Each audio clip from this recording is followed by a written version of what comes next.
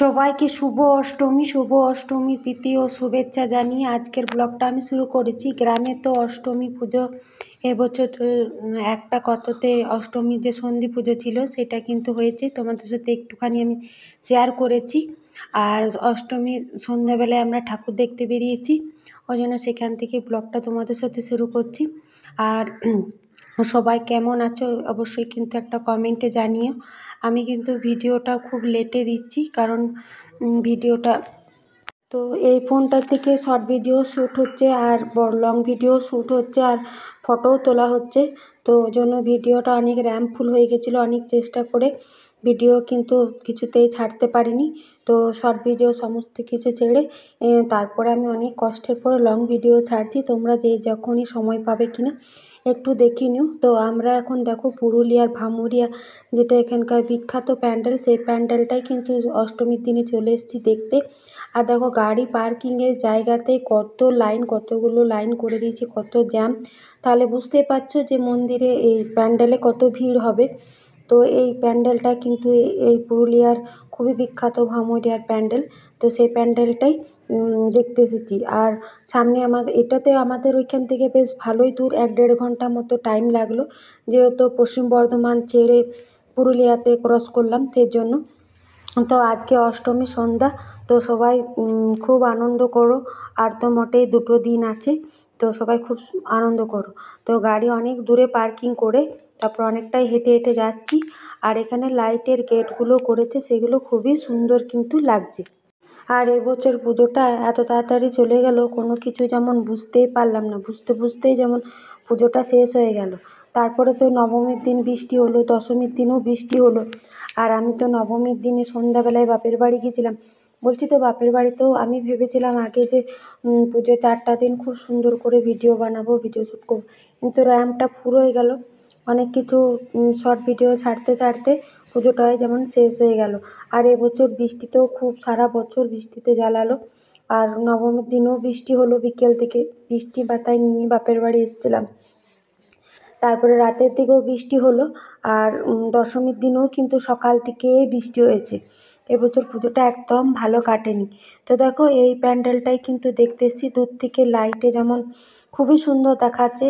তো বেশ সুন্দর কিন্তু, আর ভিড়টাও অষ্টমীর রাতে বেশ ভালোই আছে। আর লাইট ঠাকুর দেখার মজা কিন্তু রাতে, কেননা রাতে প্যান্ডেলগুলো লাইটগুলো জ্বলে, মানে প্যান্ডেলগুলো আরও যেমন সুন্দর করে দেয়। আর এখানে মায়ের মূর্তিও ভীষণ সুন্দর, তার মানে সাদার উপরে যেহেতু মা দুর্গা ডিজাইনটা করেছে, খুবই সুন্দর লাগছে। আর ঠাকুরটাও বেশ বড় সড়ো। আর ভিতরের কাজটা দেখো, সেটাও কিন্তু খুবই বড় সড়ো, বেশ থার্মোকলের উপরে কত নিখুঁতভাবে কাজটা করেছে। আর সাদা ঝাড়বাতি দিয়েছে, এখানে ভিতরটা যেমন খুবই অসাধারণ লাগছে। সেই ভাবি আমরা তো 1-1.5 ঘন্টার জন্য এই প্যান্ডেলগুলো দেখতে আসি, আমাদের কত ভালো লাগে। কিন্তু শিল্পীগুলো কত মাস ধরে নিখুঁতভাবে প্যান্ডেলগুলো তৈরি করেছে আমাদের জন্য। পুজোর 4টা দিন কিন্তু আমরা বাঙালিরা, বাঙালি অবাঙালি সবাই কিন্তু এই প্যান্ডেল ঠাকুর দেখতে আসি। অসাধারণ কিন্তু লাগে। আর দেখে কিন্তু বুঝতেই পারাই যায় না যে এগুলো কোনো হয়তো থার্মোকলের বা কাপড়ের বা কোনো কিছু কেটে তৈরি করেছে, মনে হয় একদম অরিজিনাল। আর এই প্যান্ডেলটা কিন্তু পুরুলিয়ার সবথেকে মানে বড় বাজেটের খুব নামকরা প্যান্ডেল। এখানে প্রত্যেক বছরই খুবই সুন্দর প্যান্ডেল হয়। তো আমরা একটু তাড়াতাড়ির মধ্যে দেখে নিলাম, যেহেতু আমরা অনেকটাই এসেছি, আবার অনেকটা যেতেও হবে। আর এই রাস্তার মাঝেও কিন্তু পুরুলিয়াতে আরও 2-3টে ঠাকুর আছে, সেগুলো কিন্তু ভীষণ ভালো পরিমাণের মানে প্যান্ডেল। তারপর দেখো এখানে ঢোকার আগে এখানে একটা লাইটের সুন্দর গেট মতো করে দিয়েছে। এটা কিন্তু মনে হয় সেলফির জায়গা করেছে, ফটো মটো তুলবে এখানে। তো বেশ সুন্দর কিন্তু লাগছে এখানে, কিন্তু দেখছি যে সবাই ফটো তুলছে, বেশ কিন্তু ভালো লাগছে। আর লাইটের কাজগুলোও কিন্তু বেশ সুন্দর করেছে। আর সাইডে কিন্তু একটা মেলাও বসেছে। বললামই তো আমরা মেলা টেলার দিকে অত ঢুকছি না। বাইরে থেকে দেখো এখানে নাগরদোল্লা আছে, তারপরে বাইরে থেকে গাড়ি নিয়ে চলে যাচ্ছি। মেলা টেলা আর দেখবো না, ঘুরবো না, কারণ অনেকটা রাস্তা যেতে হবে আমাদেরকে। আর মেলাতেও বেশ ভিড় আছে। আর লাইটের কাজগুলো বেশ সুন্দর লাগছে। তারপরে আমরা পুরুলিয়ার ভামুরা প্যান্ডেলটা দেখি। এখানে রাস্তার মাঝে এবারে নিতুইরা, তো এখানে রোডের লাইটের গেটগুলো করেছে, অসাধারণ লাগছে। আর বেশ বড় সড়ো লাইটের গেটগুলো। ওইখানে আর রোডে রোডে জ্যামের কথা কী আর বলবো। আর আমাদের নিয়ামতপুর থেকে ডিসেরগড়ের রাস্তা, যারা আমাদের এই এলাকাতে থাকো তারা কিন্তু জেনেই থাকবে রোডের অবস্থা খুবই খারাপ। তারপরে তো আবার বৃষ্টি হয়েছে, আর মানে এত গাড়ির জ্যাম, মানে একটা ঠাকুর দেখেই আমরা চারজনে মোটামুটি ক্লান্ত হয়ে গেছি, মানে রোডের অবস্থা। তো এত জ্যাম, তারপরে রোডের অবস্থা খারাপ, তারপরে তো আবার বৃষ্টি হয়েছে। তো চলো, এসেছি যখন ঠাকুরগুলো তো দর্শন করেই যাব। আর তোমাদেরকেও আমাদের এদিককার কেমন ঠাকুর হয়েছে, প্যান্ডেল হয়েছে তোমাদের সাথেও একটু শেয়ার করি। আর তোমাদের সবাইকে কিন্তু শারদীয়ার প্রীতি ও শুভেচ্ছা। ভিডিওটা একটু লেট করে দিলাম, কিন্তু যে যখন সময় পাবে কিন্তু দেখে নিও। এখানে আমরা লিতুড়িয়া থানার কাছে, এটা থানার একটা প্যান্ডেল, বড় প্যান্ডেল। এখানে ঢোকার আগেই কিন্তু মেলা বসেছে, আর মেলাতেও কিন্তু বেশ ভিড় আছে। তো দূর থেকে দেখতেই পাওয়া যাচ্ছে প্যান্ডেলটা। এই প্যান্ডেলটাও কিন্তু খুবই সুন্দর হয়েছে। তো দেখো এই প্যান্ডেলটা দেখো এই প্যান্ডেলটা দূর থেকে অসাধারণ লাগছে, অসাধারণ। এটা কিন্তু থানার কাছে, লিতুড়িয়া থানার কাছে এই প্যান্ডেলটা অসাধারণ হয়েছে। আর এখানে তোমাদের দাদাভাই পার্কিং করতে জায়গা পায়নি, এত পরিমাণে ভিড় হয়েছে, মানে পার্কিং নেই জায়গাতে।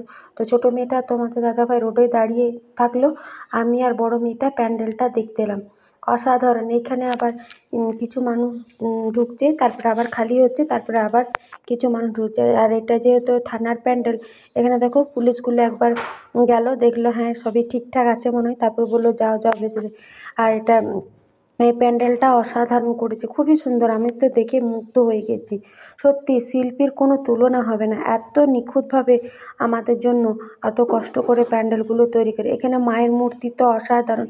আর ভিতরে ছোট ছোট কাঁচ, তারপরে আইসক্রিমের যে চামচগুলো হয় সেইগুলো দিয়ে প্যান্ডেলটা বানানো হয়েছে, একদম রাজস্থানি মানে মতো লাগছে প্যান্ডেলটা দেখতে, খুবই সুন্দর। তো আমাদের এই প্যান্ডেলগুলো আমাদের দেখা হয়ে গেল।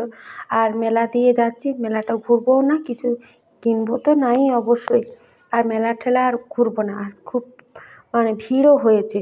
তো এইদিকে রাস্তা দিয়ে বড় মেয়ে আর আমি চলে যাচ্ছি। তো বড় মেয়ের অনেক দিন ধরে ইচ্ছে ছিল এই হাতের এই ফ্যানগুলো নেবে, কারণ মেকআপ একবার করতে শিখেছে, বলছে মা এগুলো মেকআপ ভালো শুকোবে। তো আমি বলছি না কিনতে হবে না, ও বলছে না কিনবো, তো ওকে একটা ফ্যানই কিনে দিচ্ছি। তো মাকে আবার দর্শন করে আসছি, মা আসছে বছর আবার আসবো, তুমি ভালো থেকো, সবাইকে ভালো রেখো। যেহেতু নদী পার হয়ে গেলেই কিন্তু বর্ধমান, পুরুলিয়া, তো এইটা হলো ডিসেরগড়ের দামোদর নদী। আর বৃষ্টি হয়েছে, দামোদর নদী অসাধারণ লাগছে, একদম পুরো নদী একদম ভর্তি জল। আর ওইখানে যে লাইটটা জ্বলছে ওইটা কিন্তু মা ছিন্নমস্তা, আমার ভিডিওতে তোমাদেরকে অনেকবারই দেখিয়েছি।